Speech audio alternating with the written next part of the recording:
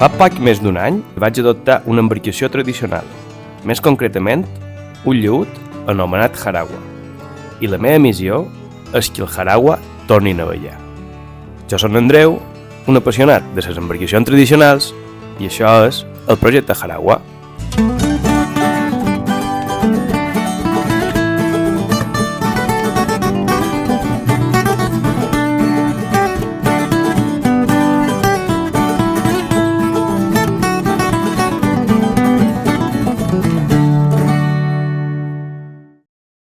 Avui és un dia un poc estrany, perquè avui comença en Soforro. Ja com vos adelantava en el darrer episodi, és algo que m'assusta un poquet, no ho he fet mai, sé el concepte, més o menys, he mirat i he demanat moltíssim, m'he informat, he tingut gent que m'ha donat molt bons consells, com sempre dic, moltes gràcies des d'aquí a aquests companyeros que me donen tan bons consells, i crec que estic preparat per començar a forrar. Antes de posar-me en Soforro, vaig emmassillar tots els claus o tots els grampons que havien posat les quadernes. Jo vaig emplear una massilla d'epoxi i aquesta massilla s'ha de fregar perquè després se pugui pintar bé damunt. Per cert, una de les coses que encara no he dit és que si qualcú està pensant en fer una restauració com aquesta meva, se pot preparar a fregar, que compri una màquina bona per fregar perquè segurament li traurà rendiment. Per començar a posar les pots del forro, és important tombar la barca. Vaig tombar la barca amb un angle que no li fes o no li afectàs a la quilla, perquè així te donava una superfície de feina molt millor i no has d'estar tan acotat o no has d'estar en mala posició per fer la feina.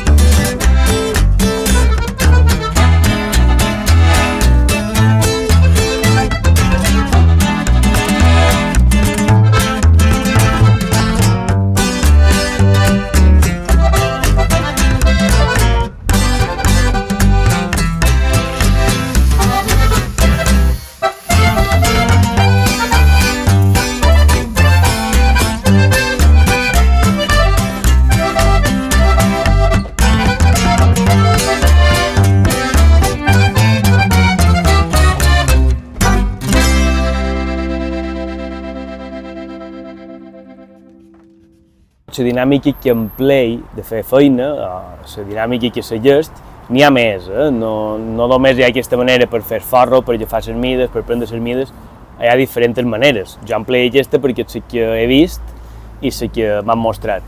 Funciona a base d'una plantilla, faig una plantilla, o el que se diu una fitxa, que és com un tros de tablero o de... Hi ha gent que recomana que no sigui tablero, perquè el tablero és bastant flexible, i que sigui pues, un tros de llistó, una fusta també grossa.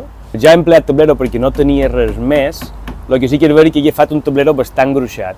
És un tablero que en vez de tenir-lo molt primet i marcar les compassades, que se diuen, l'he agafat més gruixat i així no dobleja. I en segons quines bandes pues, el vaig solapant bastant a fi que creï bastant de cos, que quedi més rígid i no me vulgui vinclar la fitxa aquesta o el que seria la trinxa per fer la plantilla.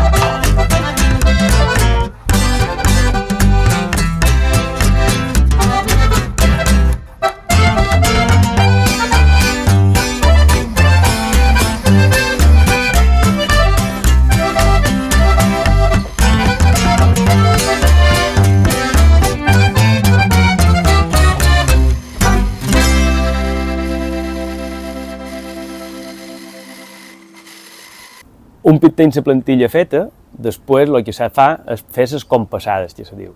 Les compassades és simplement marcar allà on vols que te vagi i te comenci i te acabi la post de la fusta, del forro, i anar marcant un per un allà on hi haurà cada pot d'aquest. Si penseu que agafàssim una fusta tota recta i la posàssim així a la barca i la volguéssim com abraçar, aquella fusta no quedaria col·locada allà com toca, de fet quedaria fatal. S'ha de fer d'aquesta manera i seguir exactament sense vinclar, perquè si vincles estàs perdent informació, anant-la ajustant en el forro completament a fi de poder-la dur allà on tu vols.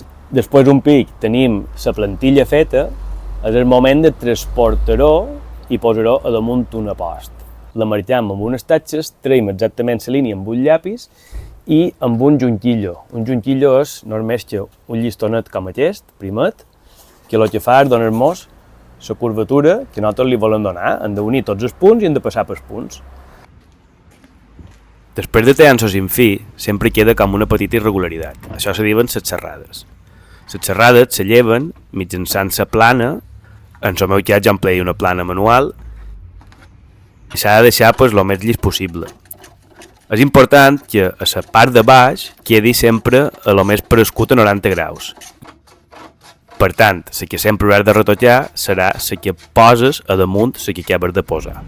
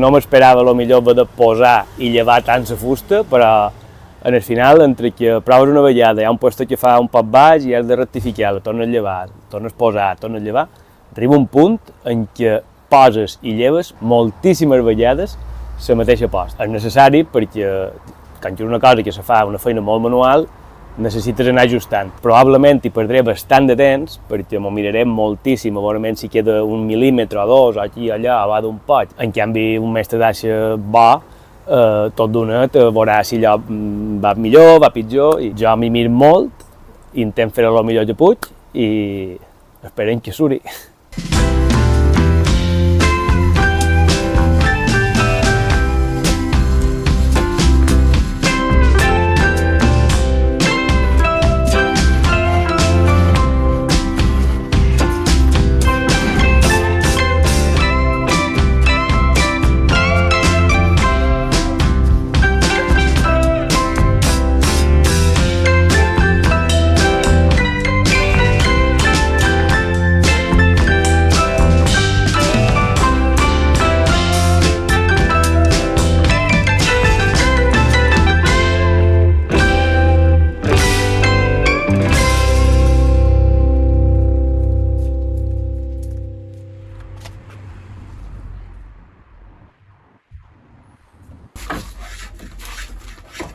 Aquí ja posava la darrera post.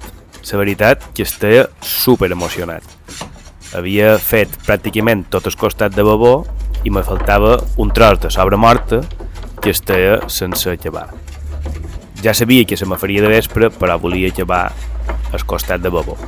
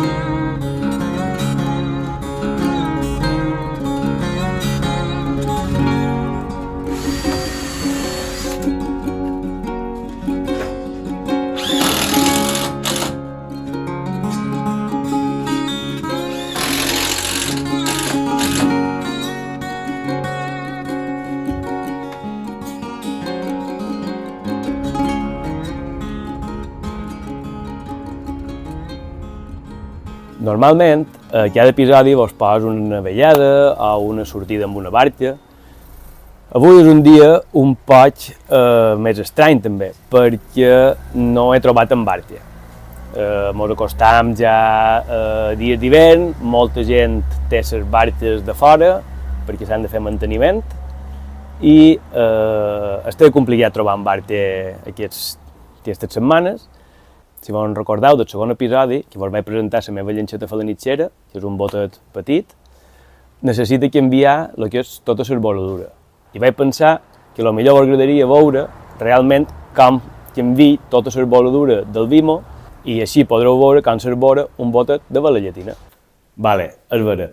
Antes de començar a arborar el Vimo, me fa il·lusió provar de fer bossels. Els bossels són les politges que empleam per arborar una embarcació de manera tradicional.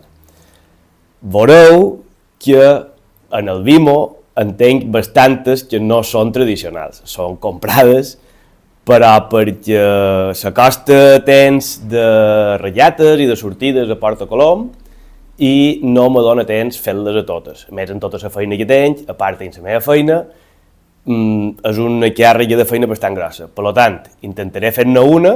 No vol dir que surti el millor bossell d'aquest món, hi ha gent que les fa 30 vegades millor que jo, però bueno, el que compta és l'intenció i ara vos mostraré com he fet aquest bossell.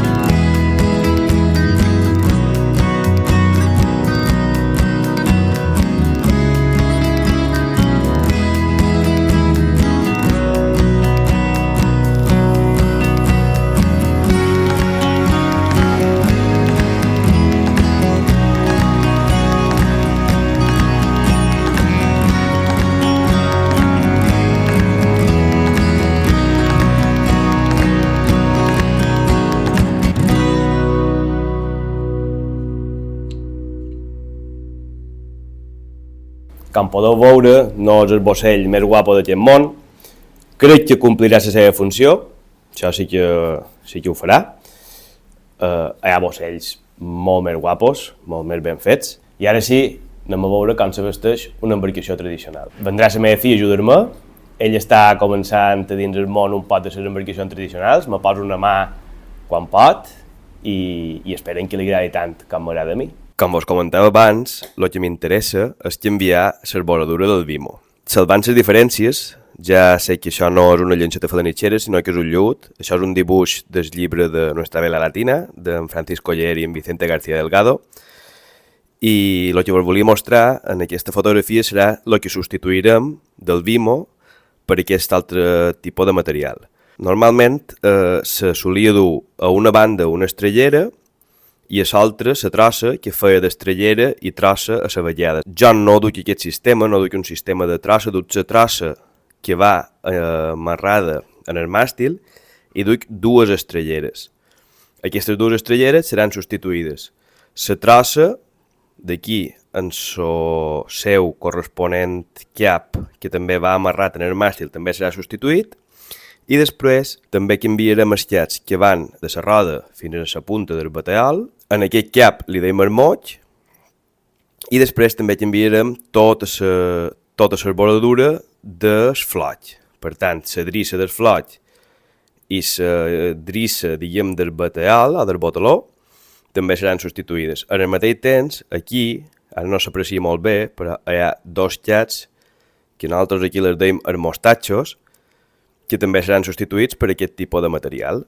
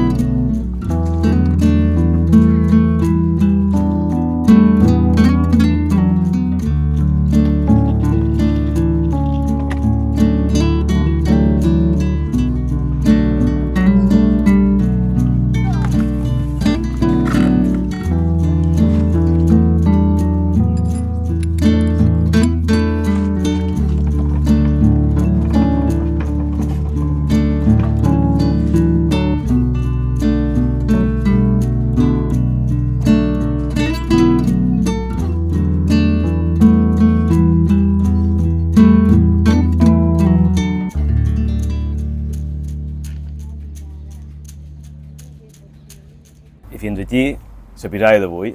Espero que us hagi agradat veure com apaream un botet de balallatina. Encara mos queden cosetes xerratojar en el Vimo, tema de bocells i un parell d'aquests més, però com que s'acosta temps de començar a ballar, crec que és més important tenir la barca en remull i poder-la disfrutar un poquet, que no tot ha de ser feina. Moltíssimes gràcies, mos veiem en el pròxim episodi del projecte Jaragua.